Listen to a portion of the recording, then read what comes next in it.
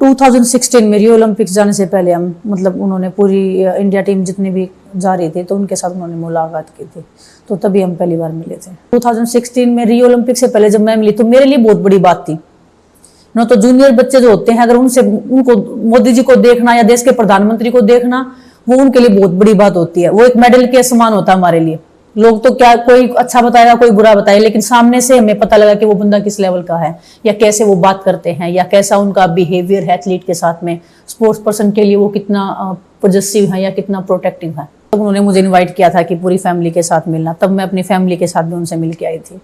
सबसे पहले तो जो मुझे एक पर्सनली अच्छी चीज लगी थी वो कि हमें फील ही नहीं हुआ कि वो प्राइम मिनिस्टर हैं। मतलब मैं बता रही ना जैसे फैमिली का जैसे होता है उस दिन तो मेरे को ऐसे बिल्कुल ही फील नहीं हुआ कि मैं प्राइम मिनिस्टर जी के साथ में बैठी हूँ। वो थे और मेरी फैमिली के लोग थे और कोई भी नहीं था। तो मतलब इतना हंसी मजाक कर रहे थे हम लोग की। फिर उन्होंने मतलब ऐसे ही की, फिर उन्होंने बताया मैं नवरात्रे करता हूँ, कर किया है अभी जस्ट, क्योंकि हम मिठाई लेके गए थे तो हम खिलाने की बोल रहे थे। तो काफी इंस्पिरेशन, मतलब मेरे को भी ऐसे लगा कि अगर ये नवरात्रे करे तो हम क्यों नहीं करते।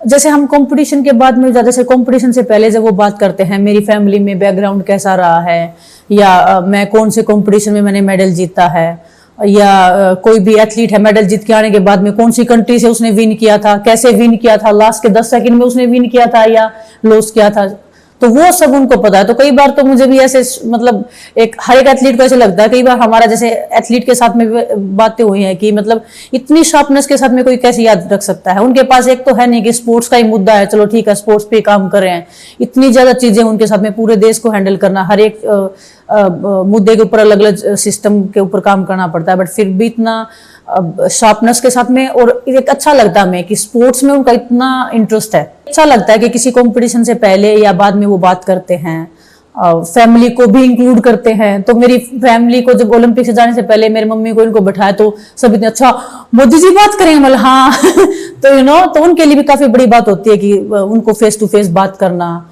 और इतने अच्छे से बात करते हैं हर एक फैमिली मेंबर के साथ में। तो वो एथलीट के लिए, मतलब हम एथलीट के लिए प्राउड की बात होती है। टोक्यो से पहले, ओलंपिक्स जाने से पहले मेरी फिजियो का कुछ इश्यू हुआ था, उनका एक्रेडिटेशन का कुछ प्रॉब्लम हो गया था, तो उन्होंने पर्सनली उसमें इंटरेस्ट लिया था कि अच्छा उन तक बात गई थी कि विनेश के साथ में ऐसा ऐसा हो रखा है। उन्होंने क्लियरली बोल दिया था कि जितने भी हमारे टॉप एथलीट हैं जिनके ऊपर आपको ये उम्मीद है कि ये मेडल लेके आ सकते हैं, उनको जो भी चाहिए उनको मिलना चाहिए। तो जो अपना स्पोर्ट्स मिनिस्ट्री था उन्होंने जितने भी जो उनके ऑफिशियल्स थे सबको उन्होंने बैक कर लिया था कि कोई भी नहीं जाएगा, सिर्फ सपोर्ट स्टाफ जाएंगे एथलीट के साथ में। तो वो मेरी फिजियो का मिस हो गया था, तो उनका पीएमओ हाउस से मेरे को फोन आया कि पीएम सर ने बोला है कि जितना भी पावर है लगा दीजिए, लेकिन इसका फिजियो जरूर जाना चाहिए। तब मेरे को इतना रिलीफ मिला ना कि इतनी ऊपर तक बात गई हुई है मतलब मेरी फिजियो की, कि उन्होंने पूरा कोशिश किया। वो नहीं हुआ क्योंकि फिर वही है कि जापान का काम करने का सिस्टम अलग था, उस लिस्ट में नाम नहीं था, तो वो नहीं हो पाया। लेकिन पूरी पावर लगा दी थी एक एथलीट के फिजियो के लिए। तो आप समझिए वो कितना इंटरेस्टेड थे ओलंपिक्स में मेडल दिलाने के लिए एथलीट को या सपोर्ट करने के लिए। उनको इतना भी पता है कि मेरे को गुस्सा आता है, तो समझिए ना कि पर्सनली वो कितना एक एथलीट के बारे में वो जानते हैं या इंटरेस्ट लेते हैं जानने के लिए कि वो कैसा है एज ए ह्यूमन बीइंग, कैसा है।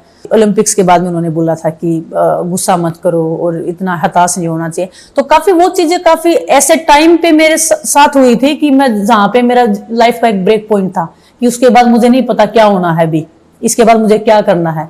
जब इंडिया का प्राइम मिनिस्टर आपके बैक के पीछे खड़ा है और बोल रहा है कि आप डरो मत या आप घबराओ मत, हम आपके साथ में खड़े हैं, डिसपॉइंट मत हो, कभी नहीं, कभी हार गए तो कभी जीत गए, आप हार गए तो हम आपके साथ आज भी हैं।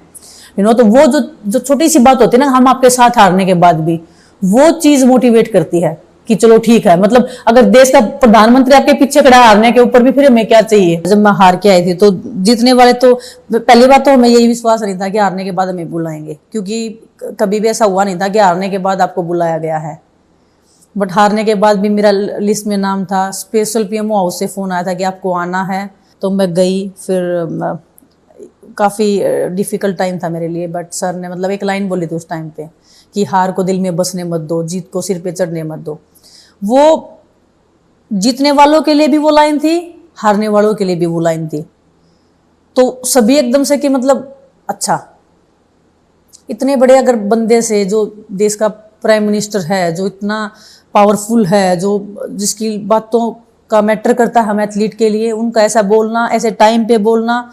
तो दोनों खिलाड़ियों मतलब जीतने वालों को हारने वाले को एक साथ मिक्स करके एक ऐसी बात बोल दी कि जीतने वाले भी अलर्ट हो जाए, हारने वाले भी अलर्ट हो जाए। मैं खुद पूछ रही थी उनसे, मैंने उस दिन पूछा था कि मैं सर आप पूरा दिन काम करते रहते हो, आपको टाइम कैसे मिलता है इतना फिट रहने का, क्योंकि बिल्कुल ऐसे फिट दिख रहे थे। और उनके जो चमक थी ना फेस पे, मैं खुद शौक में थी कि मैं इतनी यंग हूं, मेरे फेस पे इतनी चमक नहीं है, इतना क्रीम लगाती हूँ मैं और वो बिना कुछ भी किए उसके बाद भी वो चमक रहे हैं। तो मतलब कि क्या था ये, वो अपना हेल्थ का डेफिनेटली बहुत ध्यान रख रहे हैं। और इतना बिजी शेड्यूल में से टाइम निकालना बहुत डिफिकल्ट होता है, क्योंकि हम एथलीट को पता है कि हम कैसे फिटनेस मेंटेन रखते हैं, अपना कितना हार्ड ट्रेनिंग करना पड़ता है फिटनेस मेंटेन रखने के लिए। पहले कभी इतना चेंज नहीं देखा था। अब जितना हमारा फैसिलिटीज है, जो इक्विपमेंट्स हमें मिल रहे हैं पहले के कंपैरिजन में, तो मैं खुद मतलब बच्चों को बोलती हूँ कि इससे ज्यादा तुम्हें और कुछ नहीं चाहिए। अगर इसके बाद भी अगर कंप्लेन करोगे कि हमारे पास सुविधाएं नहीं है, तो फिर वो बेवकूफ़ी वाली बात है। इतना अगर कुछ मिल रहा है, अब पहले जैसे हमारे पास एसी हॉल नहीं था, अभी एसी हॉल हम ट्रेनिंग कर रहे हैं। और कोई भी कंपटीशन होता है, कुछ भी होता है, अगर किसी भी एथलीट को प्रॉब्लम होता है तो प्रधानमंत्री जी खुद इंटरेक्ट करते हैं मतलब एथलीट के साथ में कि आपको प्रॉब्लम हुआ तो क्यों हुआ, तो उनकी नजर है हम पे। और किसी देश के प्रधानमंत्री की अगर एक एक इंडिविजुअल एथलीट पे जो देश को रिप्रेजेंट कर रहा है, उनको होप है, उनके ऊपर अगर वो विश्वास जता रहे हैं या उनको बैक कर रहे हैं किसी भी चीज में, तो वो मैंने तो कभी देखा नहीं। अभी जितने भी कंपटीशन अभी बच्चों को मिलने लगे हैं, जैसे पहले हमें सिर्फ 2 कंपटीशन मिलते थे, एशियन चैंपियनशिप और वर्ल्ड चैंपियनशिप। अभी रैंकिंग कंपटीशन में भेज रही है हमारी इंडियन गवर्नमेंट, जो भी है फेडरेशन है। अब इंडिया में ही रैंकिंग कंपटीशन होने लगे काफी। अंडर 15 हो गया, अंडर 14 हो गया, अंडर 17 हो गया, इतने कंपटीशन मिल रहा है। तो इससे पहले इतना चेंज मैंने देखा है। और अभी मैं ओलंपिक्स का रिसेंटली, क्योंकि मैंने 2 ओलंपिक खेले हैं तो मेरे को एक्सपीरियंस पता है। जब मैं रियो में गई थी तो वो माइंडसेट एथलीट का ये था कि हमें ओलंपियन बनना है।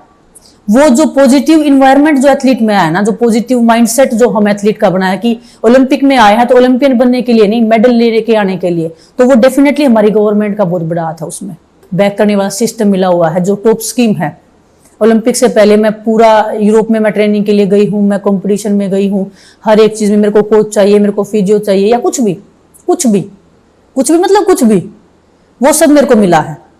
तो वो टॉप स्कीम जो रियो के बाद में जो उसमें चेंज आया ना, जो सिस्टम में जो लोग बैठे हैं अभी स्पोर्ट्स को सपोर्ट करने के लिए, वो देख के अच्छा लगता है कि हाँ, कि जिस चीज को हम इतने सालों तक मिस कर रहे थे या हम बोल बोल के वो कर रहे थे, वो उस पर सुनवाई हो रही है, उस पर रिएक्ट कर रहे हैं लोग, उस पर काम हो रहा है।